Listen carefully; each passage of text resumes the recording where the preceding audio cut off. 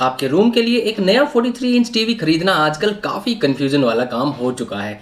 Market में इतने सारे ऑप्शंस मौजूद हैं कि समझ नहीं आता कि भाई किस ब्रांड में पैसा लगाएं। एक तरफ सैमसंग का latest 2026 addition crystal 4K TV है जो 30 वाट साउंड आउटपुट और प्योर कलर टेक्नोलॉजी का दावा करता है। दूसरी तरफ LG का 2026 नैनो सेल वेरिएंट आता है जो अल्फा 7 AI प्रोसेसर और 5 साल के OS अपग्रेड्स का वादा भी करता है। दोनों की ही कीमत लगभग 33,000 से 34,000 के बीच रहती है। लेकिन असली सवाल ये है कि आपके डेली व्यूइंग, IPL मैचेस वगैरह, OTT मूवीज और गेमिंग के लिए कौन सा टीवी एक्चुअल में सबसे बेहतर रहेगा। आज हम इन दोनों प्रीमियम मॉडल्स का एक एक hardware spec, picture processor, sound output और रियल लाइफ लिमिटेशंस की बात करेंगे। पूरा इनको खंगालेंगे ताकि आपको सही डिसीजन लेने में कोई भी किसी भी तरह का डाउट ना रहे। चलिए सबसे पहले बात करते हैं दोनों के डिस्प्ले पैनल्स की। सैमसंग इस मॉडल में क्रिस्टल प्रोसेसर 4K का इस्तेमाल करता है जो प्योर कलर टेक्नोलॉजी के साथ मिलकर काम करता है। देखिए इसका सबसे बड़ा फायदा ये होता है कि DTH के SD और HD चैनल्स को ये 4K लेवल तक अपस्केल कर देता है। मैचेस और डेली टीवी शोज देखने पर स्किन टोन्स बिल्कुल नेचुरल लगते हैं और HDR10+ सपोर्ट की वजह से पिक्चर डिटेल्स भी बेहतर मिलती हैं। इसमें फुटबॉल मोड और मोशन एक्सेलरेशन भी आपको दिया गया है इस टीवी के अंदर, जिससे जो फास्ट मूविंग स्पॉट्स वगैरह है ना उसके दौरान मोशन ब्लर काफी कंट्रोल हो जाता है। अब अगर बात करें LG के डिस्प्ले और पिक्चर प्रोसेसर की तो दोस्तों LG ने इसमें अपना सिग्नेचर नैनो सेल पैनल लगाया है जिसके साथ नैनो डिटेल एनहेंसर टेक्नोलॉजी भी आपको इसमें मिल जाती है। सोचिए अगर आप रूम में थोड़ा साइड एंगल से बैठकर टीवी देखेंगे तो LG में आपको कलर्स फेडेड व वॉश्ड आउट नहीं दिखेंगे। इसमें अल्फा 7 AI प्रोसेसर Gen 9 भी लगा हुआ है यहाँ पर, जो हर फ्रेम को माइक्रो लेवल पर प्रोसेस करके शार्प बना देता है। इसके साथ HDR10 प्रो और फिल्म मेकर मोड भी आपको मिलता है जो मूवीज को वैसे ही दिखाता है जैसे डायरेक्टर ने उनको शूट किया था। अब आते हैं यहाँ पर साउंड क्वालिटी पर, क्योंकि बिना अच्छी आवाज के हर एक मूवी और मैच का कोई मजा ही नहीं रह जाता। ये बात तो आप भी मानेंगे। तो देखिए यहाँ पर सैमसंग ने एक बड़ा क्लियर एज लिया है। सैमसंग के इस मॉडल में आपको 30 वाट के RMS आउटपुट मिलता है, RMS स्पीकर मिलते हैं जो स्टैंडर्ड 20 वाट के टीवीज के काफी ज्यादा लाउड और पंची मिलते हैं आपको यहाँ पर। इसमें ऑब्जेक्ट ट्रैकिंग, साउंड लाइट और एडेप्टिव साउंड फीचर्स भी आपको मिल जाती हैं, जिससे जो डायलॉग्स हैं वो नॉइस के बीच भी बिल्कुल साफ सुनाई देते हैं। साथ ही यहाँ पर आपको Q सिम्फनी सपोर्ट भी मिल जाता है, जिससे सैमसंग साउंड बार और टीवी के स्पीकर्स दोनों एक साथ सिंक होकर बजते हैं। दूसरी तरफ यहीं LG की हम बात करें तो उसमें 20 वाट के डाउन फायरिंग स्पीकर सेटअप आपको मिलते हैं, लेकिन LG ने इसमें AI साउंड प्रो टेक्नोलॉजी दी है जो साउंड को वर्चुअल 9.1.2 चैनल में अप मिक्स करती है। साथ ही इसमें नेटिव डॉल्बी एटमॉस डिकोडिंग और वाव ऑर्केस्ट्रा सपोर्ट भी आपको मिल जाता है।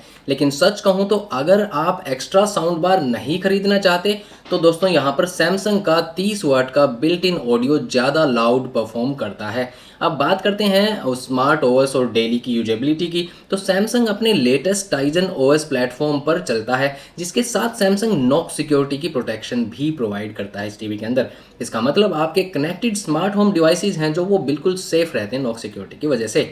सैमसंग सबसे बड़ा सरप्राइज सैमसंग टीवी प्लस के रूप में आपको यहाँ पर देता है। आई होप आपको पता होगा ये क्या होता है, नहीं तो मैं बता दूं सैमसंग टीवी प्लस के अंदर आपको 150 से भी ज्यादा फ्री चैनल्स बिना किसी DTH के मिल जाते हैं। साथ ही आपको यहाँ इसमें स्मार्ट थिंग्स अब बिल्ट इन है और 7 साल के OS अपग्रेड्स का भी वादा मिलता है। अब आते हैं LG के स्मार्ट प्लेटफॉर्म पर जो इस टीवी का सबसे बड़ा अट्रैक्शन है। LG चलता है लेटेस्ट WebOS 26 प्लेटफॉर्म पर, जहां आपको 5 साल के OS अपग्रेड का ऑफिशियल प्रॉमिस भी मिलता है यहाँ पर दोस्तों। और इस बार LG ने मल्टी AI आर्किटेक्चर इंटीग्रेट किया है इस टीवी के अंदर, जिसमें आपको यहाँ पर गूगल जेमिनाई और माइक्रोसॉफ्ट कोपायलट दोनों का सपोर्ट साथ में मिल जाता है। इसमें आप AI चैटबॉट से मूवी रिकमेंडेशंस और कंटेंट समरीज भी मांग सकते हैं। बहुत ही अमेजिंग फीचर है ये। साथ ही LG शील्ड सिक्योरिटी और LG चैनल्स का फ्री स्ट्रीमिंग हब भी आपको यहाँ पर मिल जाता है। कनेक्टिविटी के मामले में दोनों ही टीवीज में काफी मॉडर्न फीचर्स दिए गए हैं। दोनों में ही 3 HDMI पोर्ट्स हैं, 1 USB पोर्ट है, Wi-Fi 5 और ब्लूटूथ भी दिया गया है। वहीं गेमिंग कंसोल के लिए दोनों में eARC, ALLM और 60 हर्ट्ज VRR भी मिलता है, यानी कि वेरिएबल रिफ्रेश रेट, जिससे गेम्स खेलते वक्त इनपुट लैग मिनिमम रहता है। साथ ही LG में आपको ब्लूटूथ 5.3 मिलता है जो अल्ट्रा लो लेटेंसी कंट्रोलर्स को भी सपोर्ट करता है। लेकिन एक ट्रस्टेड एडवाइजर के रूप में मैं आपको एक बात बता दूं कि आपको इन दोनों के ही कुछ प्रैक्टिकल बॉटलनेक्स भी यहाँ पर पता होने चाहिए, ये नहीं कि सिर्फ हम बढ़ाई की बातें करें।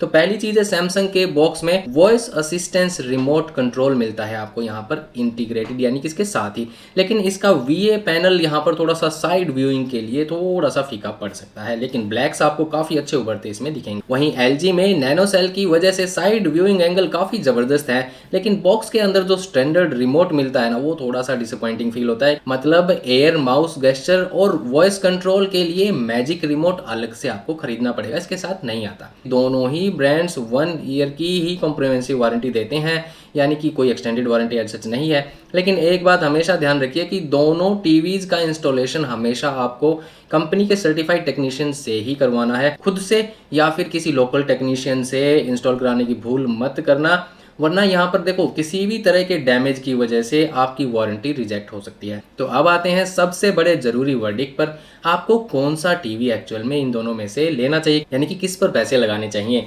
अगर आपको 30 वाट के लाउड आउटपुट, डीप कॉन्ट्रास्ट और 150 प्लस फ्री लाइव चैनल्स के साथ 7 साल की ओवर सपोर्ट का मजा लेना है, तो आप सैमसंग का क्रिस्टल 4K विजन AI एकदम परफेक्ट आपके लिए, उसको जाकर बाय कर लीजिए।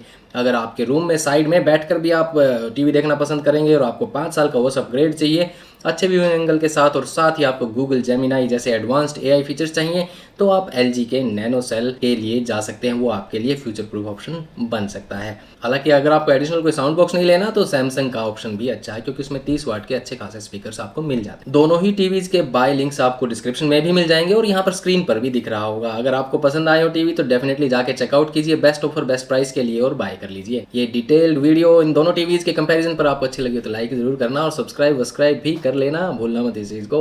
मिलते हैं एक और वीडियो में। राधे राधे।